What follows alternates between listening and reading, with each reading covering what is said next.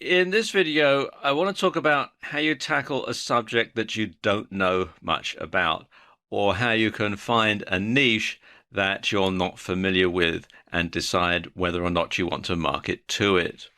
Now, it's much harder to dominate a cold niche than one you already know a lot about, but it's not impossible. However, you must choose carefully and you must do your homework and make sure that you know what you're doing because it's very easy to fail this way. So the first thing that you want to do is you'll want to carry out some research online to not only find the niche in the first place, but also to assess its viability and its profitability. And there are several sites online which can help you do this. Okay, the first site to look at is Google Trends, which you can find here at google.com/trends. And this gives you an idea as to the rising and falling searches on Google and how popular a particular topic is. You can explore the categories. You can go from this drop down here. So you can have things that are related to business or entertainment or health, science and technology, sports, top stories, and so on. And you can have them from just the United States, or you can have a particular country elsewhere. You see the whole list here of things that you can look at. Also, you can type in a search term or a website URL in here, which will give you a breakdown as to how often that particular search topic is looked for. Let me just scroll down a bit so you can see the rest of the page. You can see these are all the popular ones in the United States at the time that I'm making this video. There we go. Okay. Okay, the next one is to find the best-selling items on eBay, and it's TerraPeak. And this is a service that works in conjunction with eBay, and they will give you a lot of data about the best-selling items on eBay. So you get an idea as to what's popular on eBay at the moment. It's rather a long URL to log into, so if you just go to pages.ebay.com/marketplace_research, you'll be prompted to sign in to your eBay account, and then it will take you to this page and you can watch the video that explains it in a lot more detail than I can.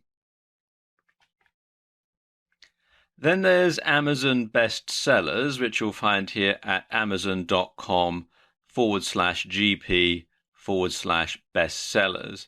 And this lists all the bestsellers in various categories on Amazon. Let's just scroll down a bit so you can see better. See, you've got toys and games, electronics, camera and photos, video games, books, clothing, and so on. And also, if you've been a regular user to the site, you'll have some featured recommendations based on what you've recently looked at on the site.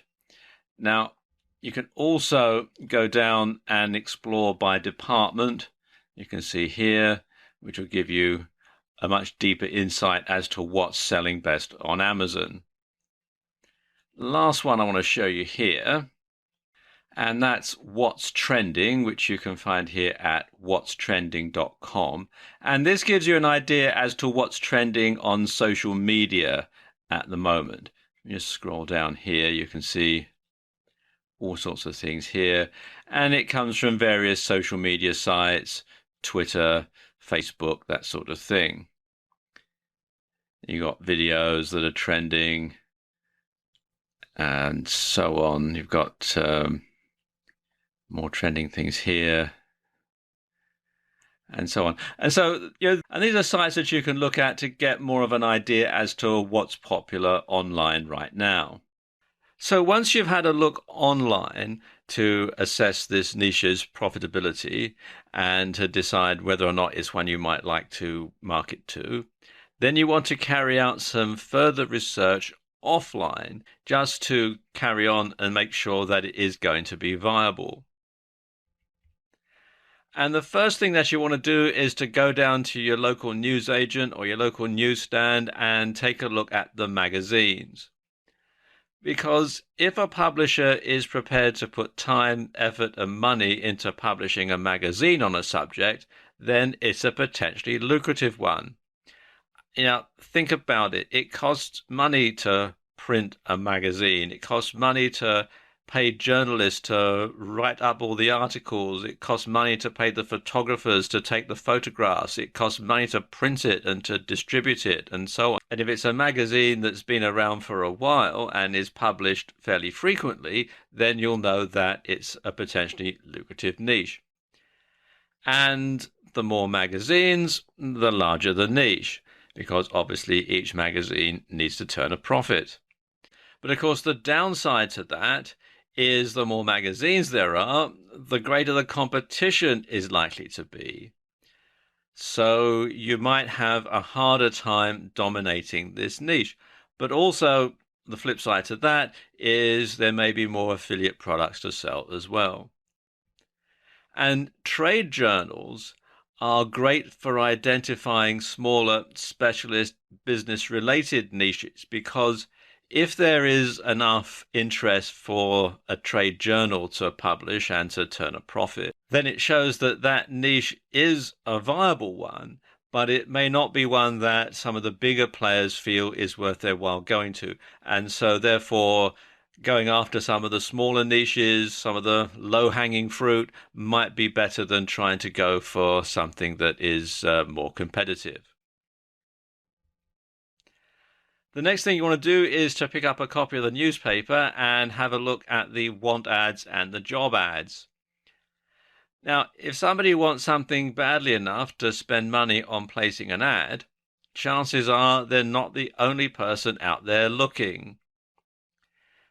So therefore, it shows that there is a need to be filled. And if there's a job to be done, well, there's also a need to be filled and a skill to be learned and a skill to be taught. So that could be another niche or another sign that this niche could be profitable. And then finally, there are TV shows and radio discussions. And in particular, things like home shopping channels. I don't know about you, but I've never actually bought anything from one of these home shopping channels, but obviously people do. So therefore, if they can sell to that niche, if they can sell that product, it costs a lot of money to keep a TV station on air. You've got all sorts of people in the background that have to be paid. You've got all sorts of technicians. You've got, just the electricity bill for the lighting can be quite expensive. So if they are selling a product and it's selling well on one of these home shopping channels, then that should be a niche that you could investigate. Another thing is specialist subject TV programs. Here in the UK, we have lots of programs about gardening and lots of programs about doing your house up and lots of programs about moving house and finding new houses and that sort of thing. So it just goes to show that that is a big niche. I'm not saying that's one that you should necessarily go after, but if there is enough interest in that particular niche for somebody to make a TV program or a TV series about it, then that shows that it is quite a large niche and it is a viable niche. The other thing is radio phone-ins. And if you've ever listened to a news talk station that's got a phone in, you'll know that people do like to get on and moan, particularly some of these ones that go out at night. They'll just sit and moan. But actually, listening to what they have to say could well point you in the right direction, because if someone is unhappy about something, then they're looking for a solution, and you may be the one to provide it at a cost, of course. So these are all the things that you need to do first to do your preliminary research when you're starting to find a niche that you perhaps don't know anything about. And we'll continue this video in part 2, where I'll talk you through how you go about doing deeper research to make sure that this is the right niche for you and to make sure that it's going to be a profitable one for you.